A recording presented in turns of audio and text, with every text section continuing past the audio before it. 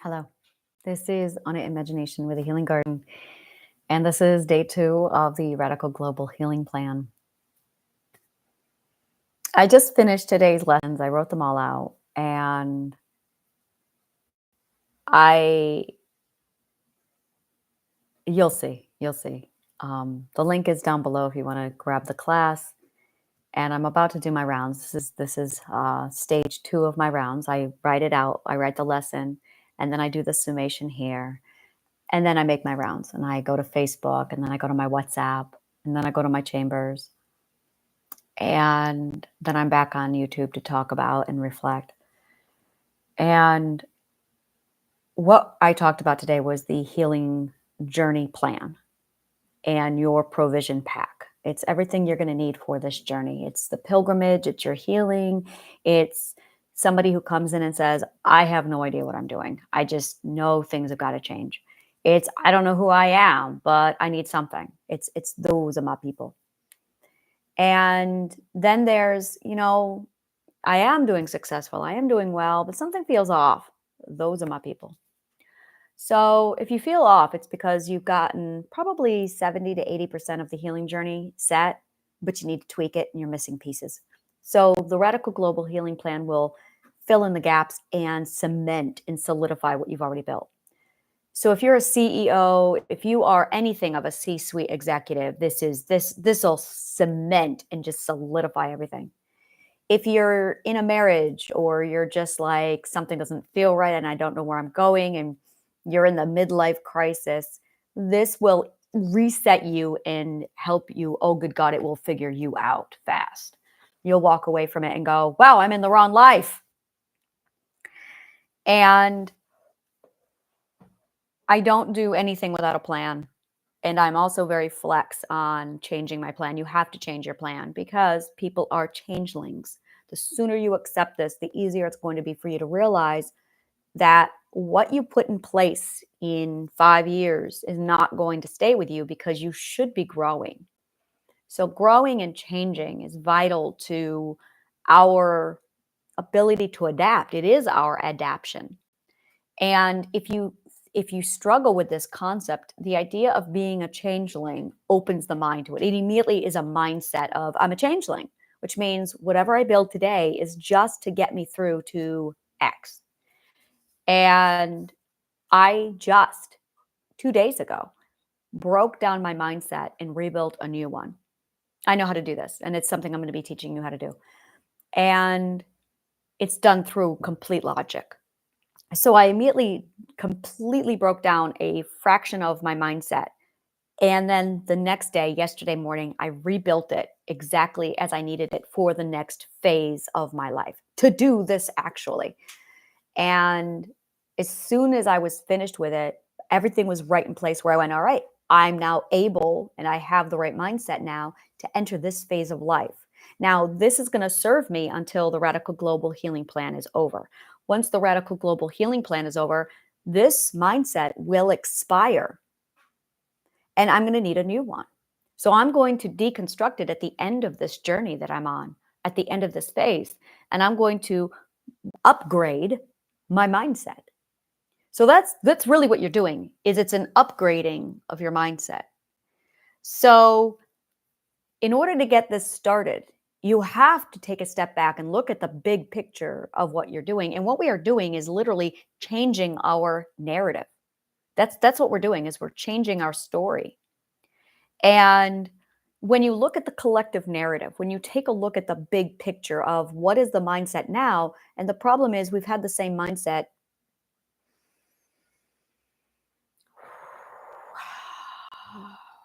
for 1600 years. And when you realize that we have outgrown this mindset, we really need a new one. And there's going to be people who don't like change, literally. They are foundationals and they hate growth and change. It's Socrates' fault. And I explain it in today's course, what Socrates did, because Socrates defined the archetype. That's what he did. He defined the archetype. And I remember studying the archetype with Socrates going, dude, I disagree. And the reason why is because when Socrates built the archetype, he basically stated, using logic, that all archetypes must be perfect and unchanging because they must be constants, except we are changelings. So everybody thereafter Socrates, because they revered him so greatly, questioned their own self-authority, demoted themselves, and said, okay, hierarchy, Socrates is the one who knows all about archetypes, so we're going to follow him. Plato taught me not to do that. So I never did that. I never did that. I had no problem analyzing the logic of people who were more educated than I. In fact, Plato teaches you how to do this, that when your logic is so good and solid and pure, you can use logic to challenge your authorities. There is no such thing as authorities. They're experts or they're professionals, but they're human. And the problem that I had with Socrates, his archetype way back when, was he basically took this concept of the archetype has to be perfect and unchanging. And I went, wait a minute. We're mimic, mirror, repetition, response. All we do is change and grow. Now, that does not mean perfect or imperfect. They're perfect and imperfect is a whole nother psychological, philosophical concept. Let's set that aside. Let's just look at changing. Now, I understand that mathematically we have to be constant, but it is the progression of building and growing upon the foundation that is growth, evolution, creation, change. Whereas the archetype that he described, never grows. And when they stepped into, when society adopted Socrates' archetype, and they did, as soon as he did this, it was established and everyone accepted it. Okay, Socrates has spoken. Here is the archetype. Who are we going to plug in? Zeus. And then they changed it, God. And then they changed it, Christ. The problem is there's no growth happening here, which is why every religious person hasn't changed in 1600 years. Literally. The mindset of the second ethical perspective religious person has not changed. Ever. It's the same stuff that's been there for 2,000 years. The problem is the religion doesn't match the philosophical teacher in most cases. Buddha never made it past the seventh ethic. He stopped growing. He had an archetype of no growth, and he stopped growing at the seventh, which is why Jay Shetty left the monastery, which is why I left Buddhism, because we both looked at it and said, there's no growth here. And we left because there was no growth in Buddhism. They get to the seventh ethic and then they're done. And they're so focused on the extreme of the seventh ethic that they never move on to the eighth, which violates the seventh ethic. Illogic, which they don't get until the 11th. But because they haven't grown to the 11th, they don't know they're violating the 11th ethic. This is why growth is important.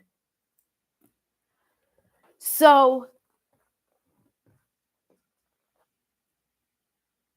I had a problem with this concept with Socrates from day one.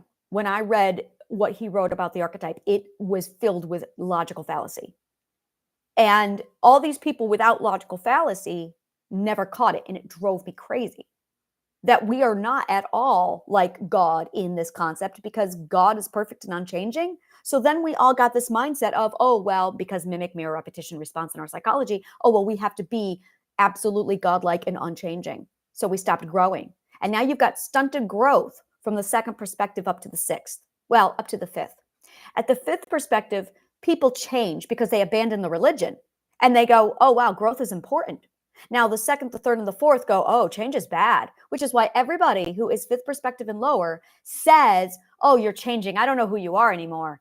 But everyone who's fifth perspective and higher goes, you're not changing. You're not growing. I don't see any improvement. It's a difference of priority because the ethics are changing them. So if you're going to have an archetype, you need to solidify something that reflects change because we're changelings. We grow, we learn. That is the nourishment of the subconscious mind. And if you have an archetype without a growth standard, you're going to have a problem.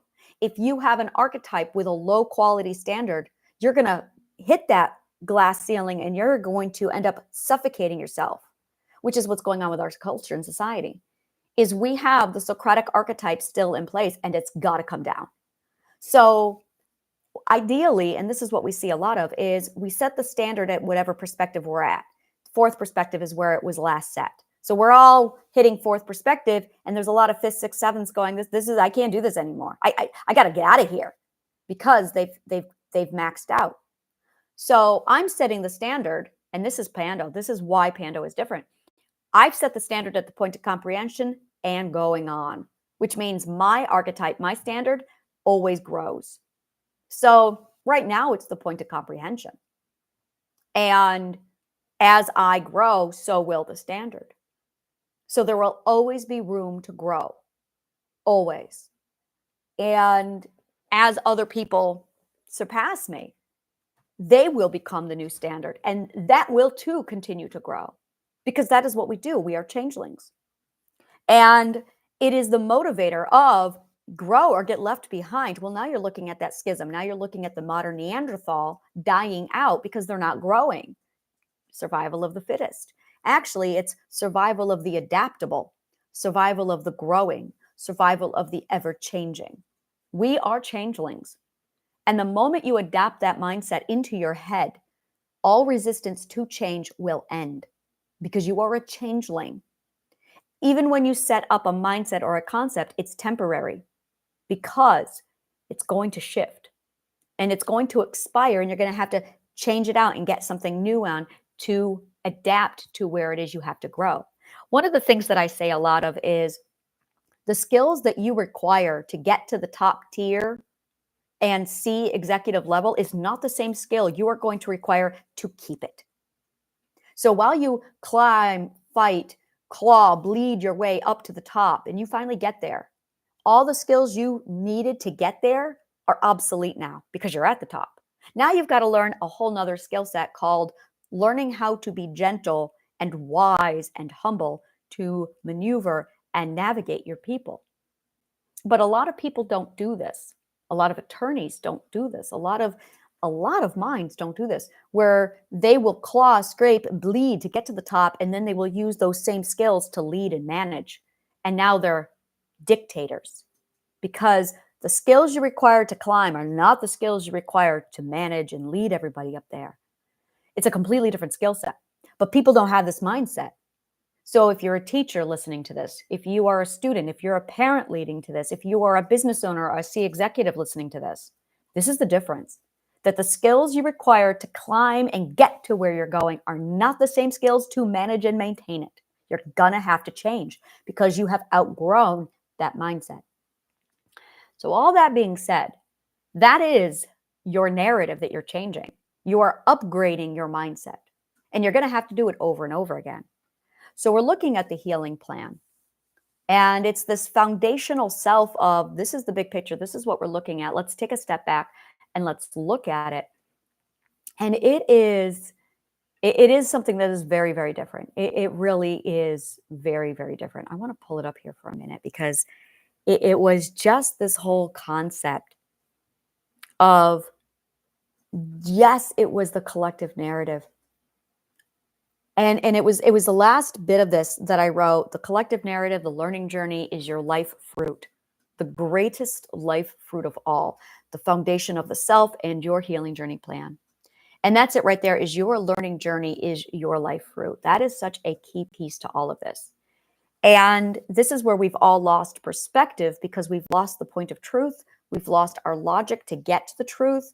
And we have lost the foundation of the self. This is the deconstruction of the self. This is what it looks like. What you have is you start off, you have your truth. The truth is all the common denominators of all. It's the common denominators. And the only way you can see the truth and evaluate it is logic, which is the science of truth. I recommend ontology, which is also the science of reality. So between ontology and logic, you can figure out the truth quite easily, which is something we're going to be teaching you here. The whole thing revolves around your language.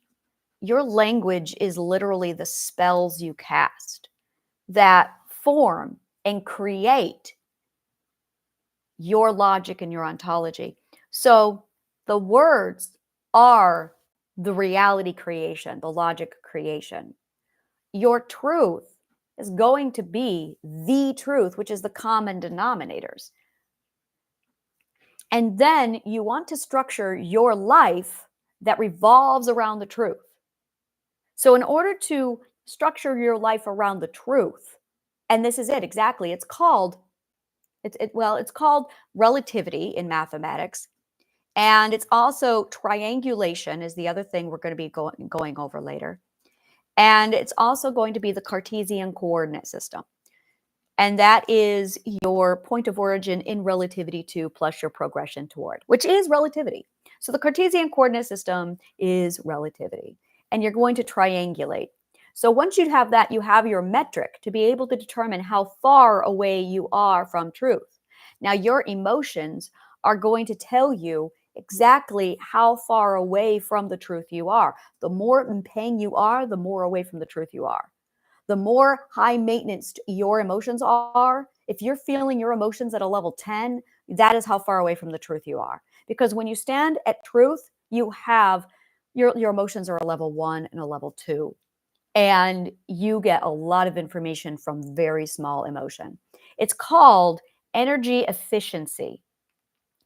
And this is really all that this revolves around. The difference between a poor person and a wealthy person is a poor person does not manage their energy efficiently.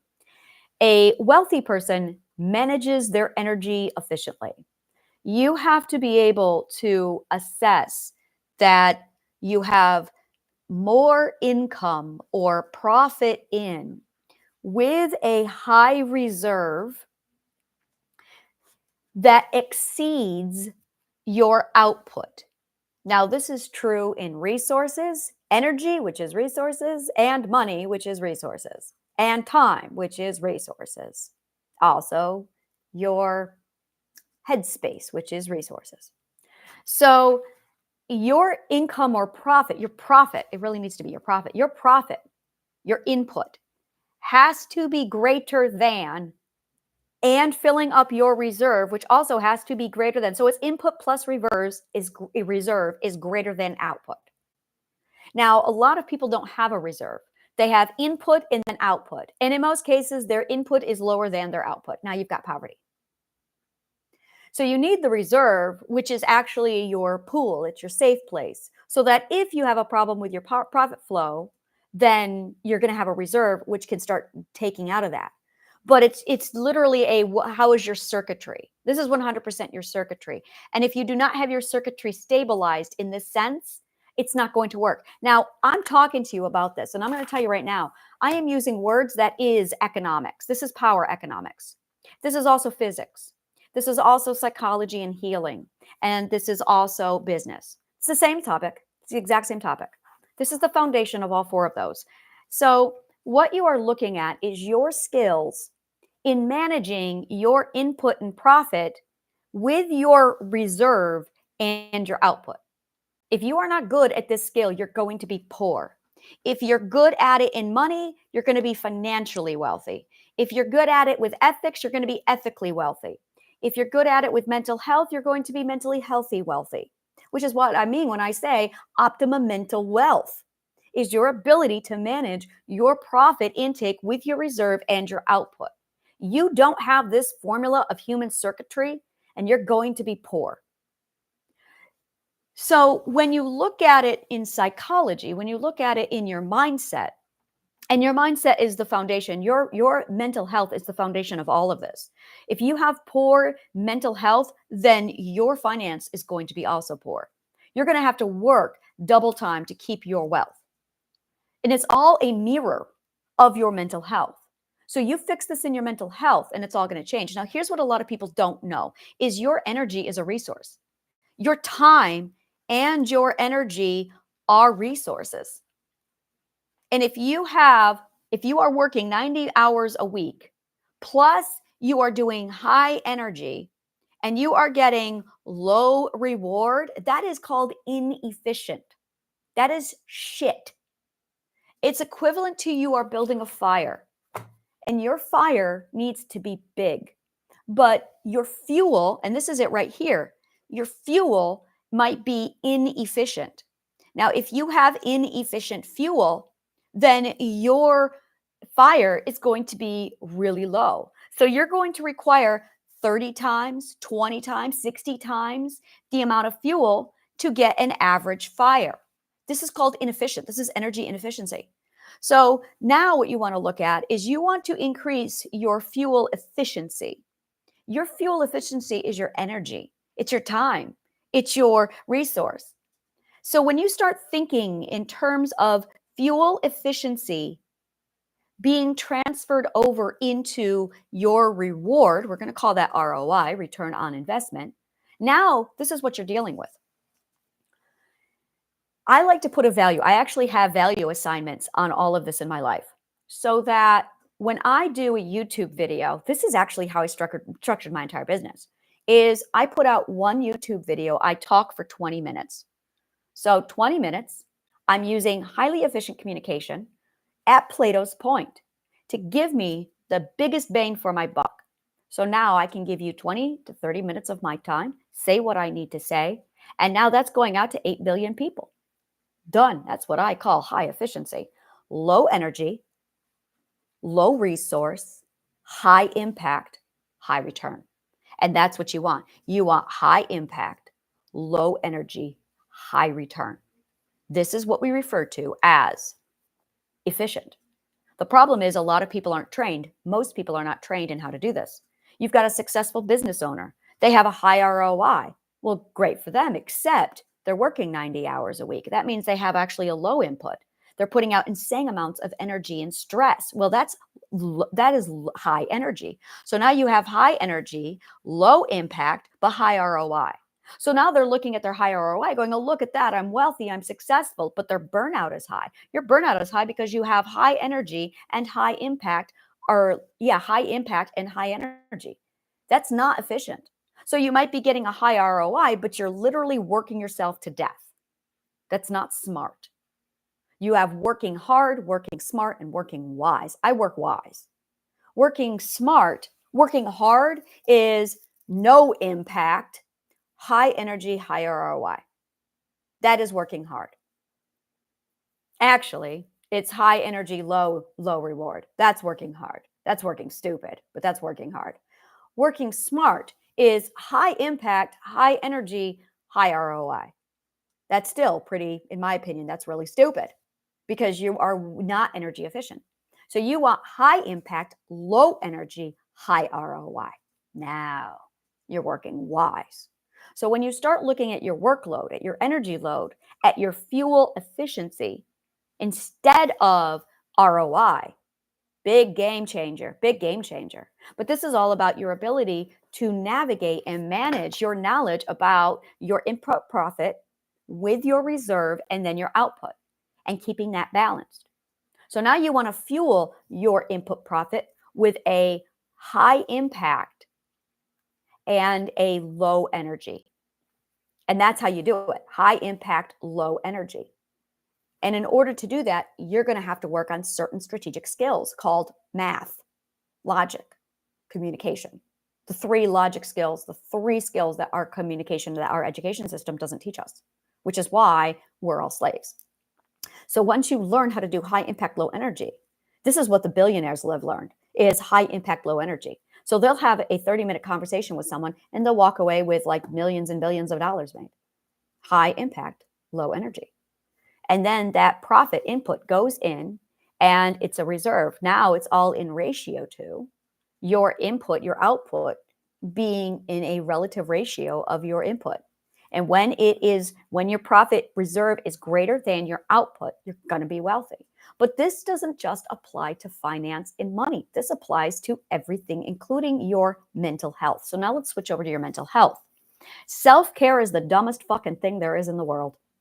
It's stupid as fuck because it is high energy, high maintenance, low impact, and low ROI. So when I built my mental health and I was looking at how well am I doing, I didn't look at my ROI. I didn't look at how good I was feeling. I was looking at how much energy I was putting into my mental health. If you are putting in how much energy do you put into your mental health? Is it constant? Well, that's low energy. That means it's not working. It's working when it's low energy. That's physics. It's working when it's low energy. And this is why you need to study physics, classic physics, like very basic physics. This is not hard stuff.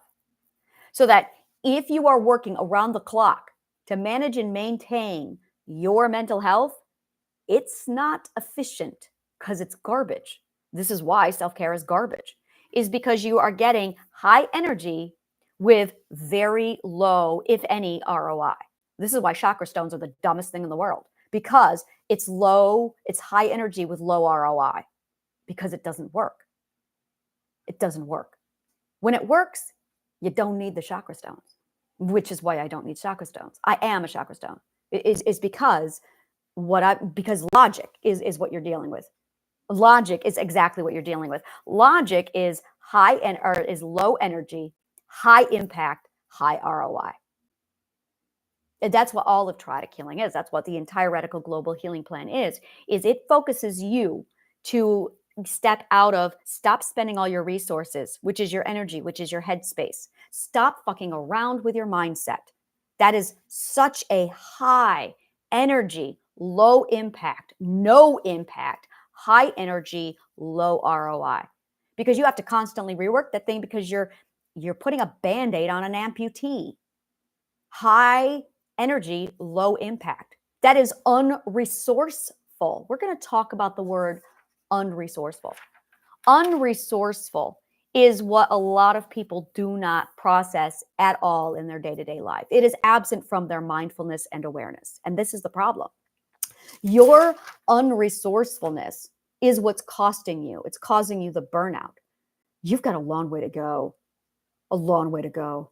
You can't afford unresourcefulness. This is not a sprint. This is a marathon.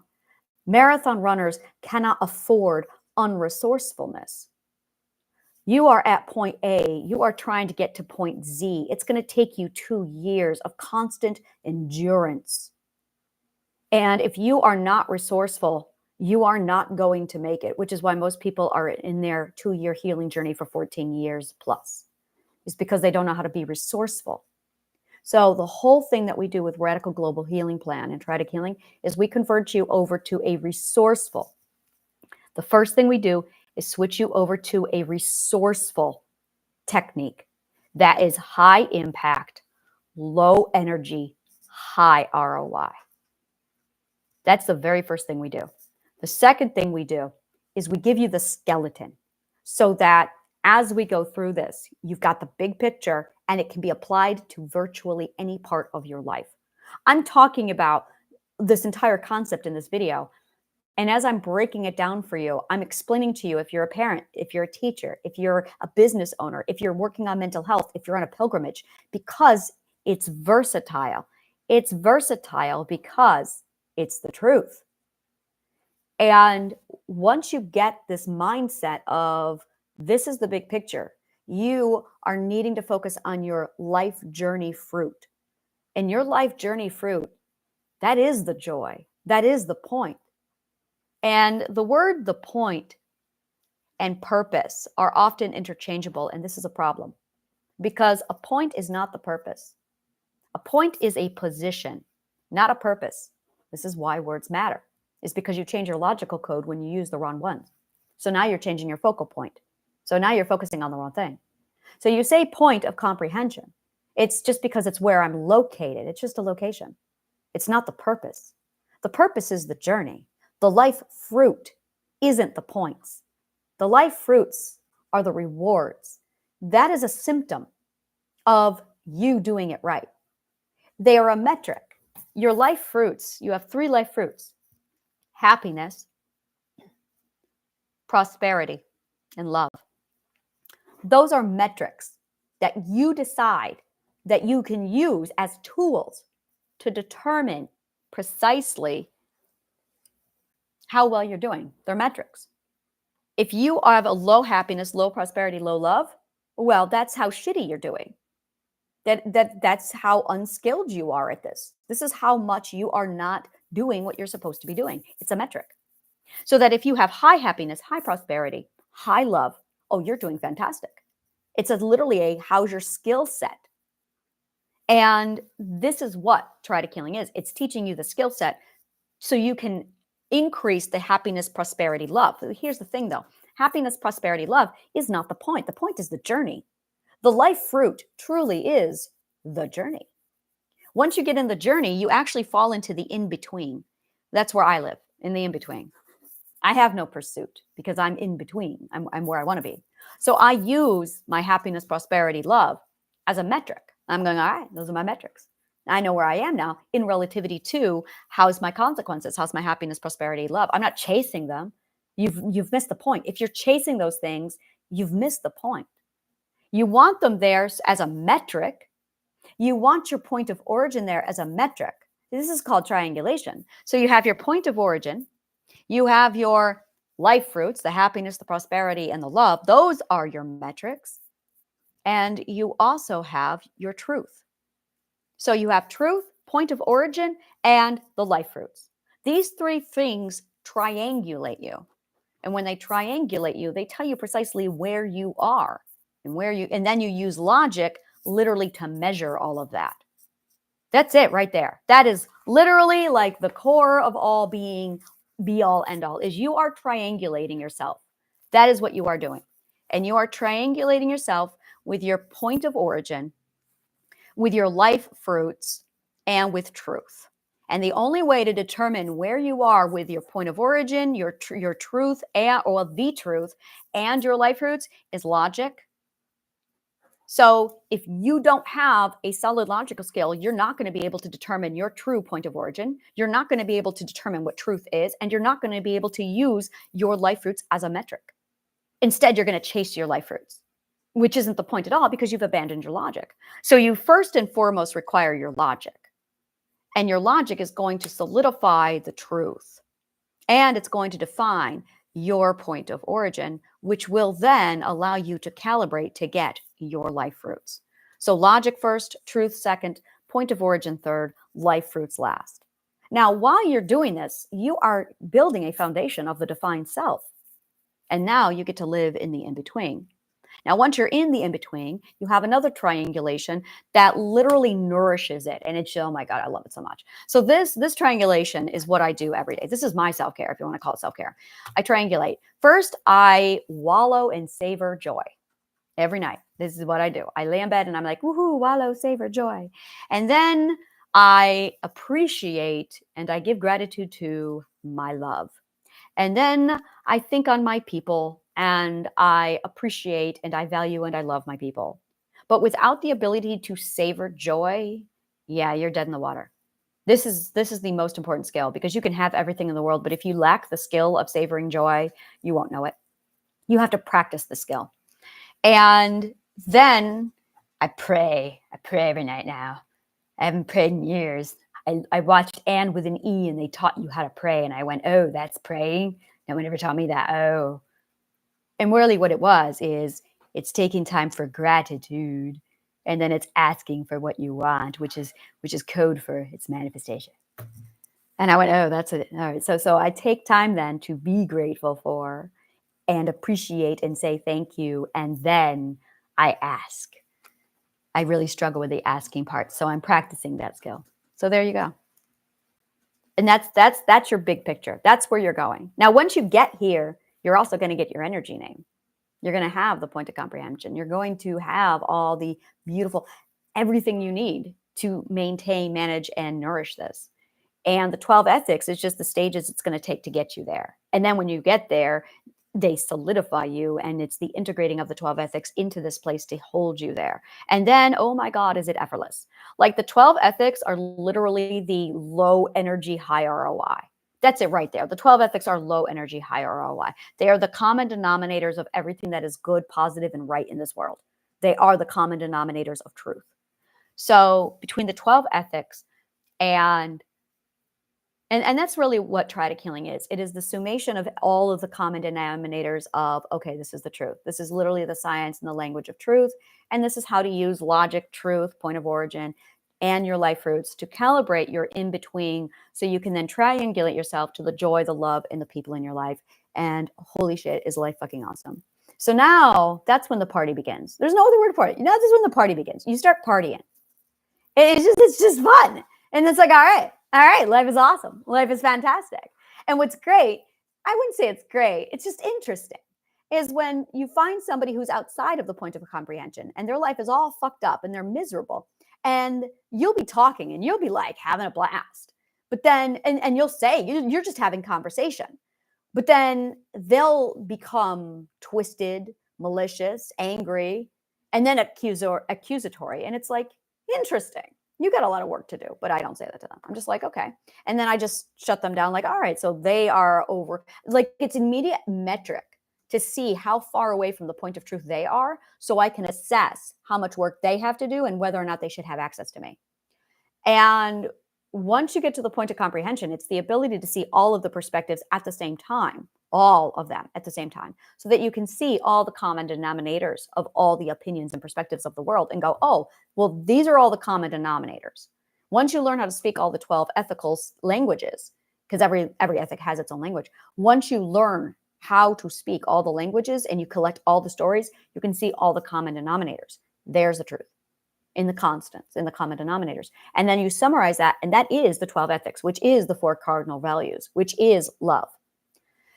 So once you get all that done, yeah, literally, it's whatever you want. The world is literally yours on a silver platter. So, and it doesn't take long. It just takes knowledge. It takes long if you don't know what you're doing. So this is why we refer to it as an accelerator, is because it'll take you from wherever you are to wherever you want to go in about 2 years. And without guidance from me, without any idea what I was doing, I completed mine in 18 months. Now you have a guide, you have the directions, you have the whole manual, and you have it all strategically laid out. So I'm really curious to see how long it's going to take everybody else to do this. I tell people, plan on 2 years. However, I'm watching people and I'm going, wow, watching their progression, I'm seeing people be done with this in 3 months. And I'm going, holy fucking shit. That's cool. All right. That's cool. So tomorrow is day 3.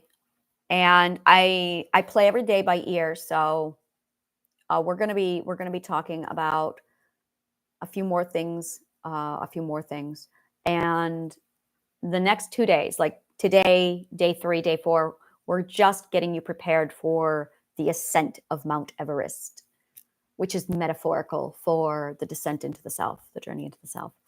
And it's absolutely vital to make sure you have everything you need prior to going in. Now, the Radical Global Healing Plan, if you go through it and you're wanting to maximize the experience, the books are absolutely designed to be partnered up with it. So the books will give you the most thorough walkthrough.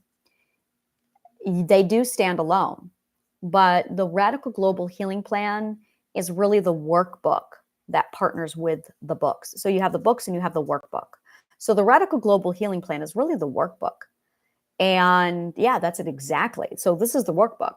Whereas the 4 books, Breaking Delusion, Theory of Love, and the Salmon of Knowledge, are the actual, that's the theory. That's the Triadic Healing Walkthrough. So you have the books and then you have the workbooks. And then we have the skill development that is the groups and the conversations. So, and it's, yeah, it's really simplified. It's really honing down beautifully. So thank you so much. And may the kindest of words always find you.